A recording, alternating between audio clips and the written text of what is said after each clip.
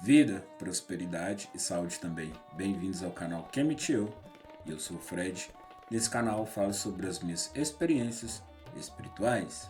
No vídeo de hoje eu vou fazer um giro, pessoal. Na verdade, eu vou trazer uma sinopse um pouquinho do conteúdo desse livro que eu estou encapando aí, como vocês estão vendo, tá? Então a gente vai falar sobre as histórias da criação, a gente vai falar um pouquinho das histórias da quase destruição da humanidade, a gente vai falar um pouquinho aí da Enéade de Heliópolis, né? Vai trazer um pouquinho mais de informações aí. Mas primeiro, né, eu tenho que pedir para você se inscrever nesse canal.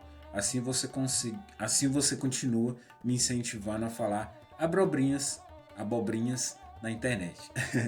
Bom, então sem mais disclaimers, vamos começar aí.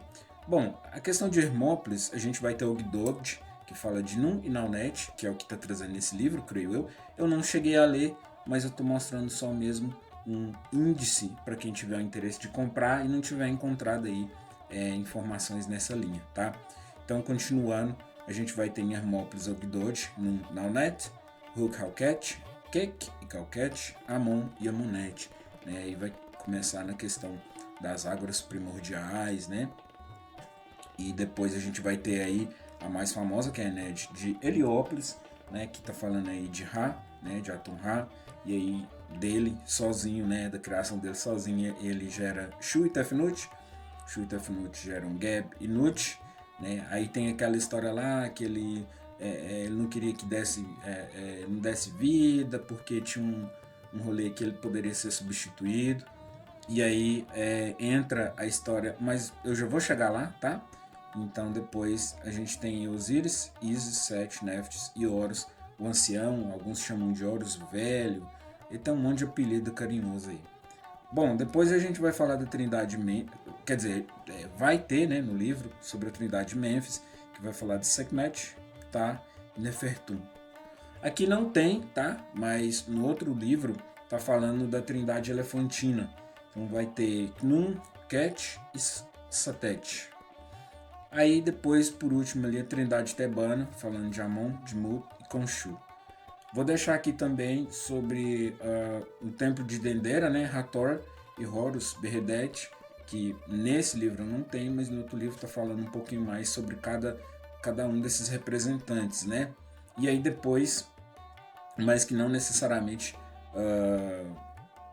em Crocodilópolis a gente ia ter Fayum, né? A gente vai ter Sobek, Renenunet e Horus Beredet. Tá? Então esses aí são as histórias da criação, cada uma no seu rolê, né? O Gdod vai falar das águas primordiais, ali de Ra vai ter aquela questão de Ra criou sozinho, tem explosão, né? Tem uma alusão aí ao Big Bang, a Trindade de Mênfis lá com Ptah falando da história da criação, né? Com a força do pensamento e da palavra dele, ele criou todas as coisas, inclusive isso está em outro livro, né? Eu acho que ninguém conhece esse livro. Bom, depois Tebas, digamos que o que Ra fez, Amon foi lá e aperfeiçoou em Tebas, né? Então depois, pessoal, a gente vai ter a lenda da quase destruição da humanidade, que vai falar de Thor, que se transformando em Sekhmet ali, e tendo para punir a humanidade pelas coisas por eles não estarem em Maat, né? Esse Ra decide partir, eu não sei sobre o que se trata, então vou ficar devendo para vocês. O dia em que Thoth enganou o deus da lua Khonshu, esse aí é da história da Enéade de Heliópolis, né? Em que ele consegue os 5 dias epagomenais. Então, com esses 5 dias epagomenais, Nut pode dar à luz a Osíris, Isis, Set, Neftis e Heru o ancião, ou Heru o velho, enfim. Depois a gente vai ter aí o reino de Shu, o reino de Geb e o reino de Osíris. O reino de Shu, obviamente, estou falando aí sobre os céus, né, por assim dizer. O reino de Geb está falando sobre a terra, e o reino de Osíris, porque Osíris também é o senhor da agricultura, então ele poderia estar associado com Geb, mas nesse contexto aqui, bom, não sei, eu creio que ele está falando do Duat, né? Porque em seguida aí embaixo está falando do assassinato de Osíris, então deve ser sobre o Duat. Então, Gente, depois obviamente vai ter o assassinato de Osíris. Tem uma parada polêmica aí, que eu vi um sacerdote Osíris falando sobre isso. E que ele fala que existe uma variação dessa história em que Sete não mata necessariamente Osíris. Osíris pede para que ele jogue ele no Nilo. Então é meio que uma coisa voluntária de Osíris. E ele quer saber o que tem além, né? E o que tem além é uma desorganização, né? Lá tá meio bagunçado, os capitinhos lá tá meio... Enfim, né? Tá uma bagunça. E aí ele resolve ficar lá pra dar uma organizada. Pô, tá bagunçado demais. E aí para que tenha uma harmonia. E aí assim começa a história da balança do coração, do peso, né? Pesagem com a pena de Maat. Depois aí tem a história de Horus sendo concebido. Aí creio eu que deve ser aquela história em que ele tá em processo de aprendizado, né, com Osíris ali. Horus está em comunicação com Osíris lá no Duat, e eles têm essa comunicação e ele vai aprendendo. Depois Sete tenta roubar o corpo de Osíris.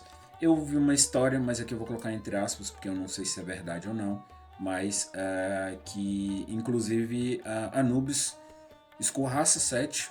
Ele não deixa Sete roubar o corpo de Osíris. Essa é uma variação, né? Mas fica aí a curiosidade. Depois vai ter Isis e os 7 escorpiões, quando ela estava fugindo de Sete.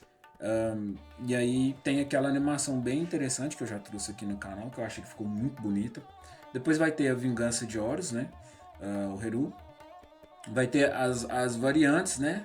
Esse nome secreto de Ra, creio eu que deve ser quando o Aset ela cura Ra, e aí Ra vê que a única maneira dela curar ele é ele passando o nome secreto dele para ela, e aí ela consegue curar ele, mas aí ela pega esse aspecto solar para ela, né? Porque aí agora ela sabe o nome secreto de Ra. Depois vai ter esse hipopótamo vermelho. Esse também eu não tenho certeza, mas eu creio que é Sete se transforma num hipopótamo. Só não sei o que acontece aí, né, nessa história. Mas vou ler e depois eu trago aí para vocês se é isso mesmo ou não, tá? O fim do reinado dos... Não tô conseguindo ler direito. O fim do reinado dos deuses e os faraós. Reinar ali por um tempo, né? Só que eu acho muito interessante, né? Porque ele, na verdade, reina pouco mais de 300 anos. Né? E aí depois, quem que é o próximo que vem? É ninguém menos que Thoth, né? O Senhor da Sabedoria. E Thoth reina pouquinho, né? Em comparação com Heru, né? Só um pouco mais de 7.000 anos, né?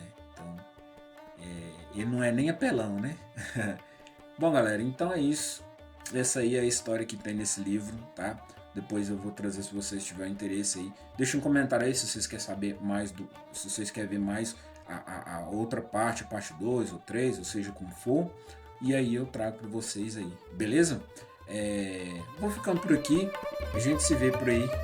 Valeu. Falou!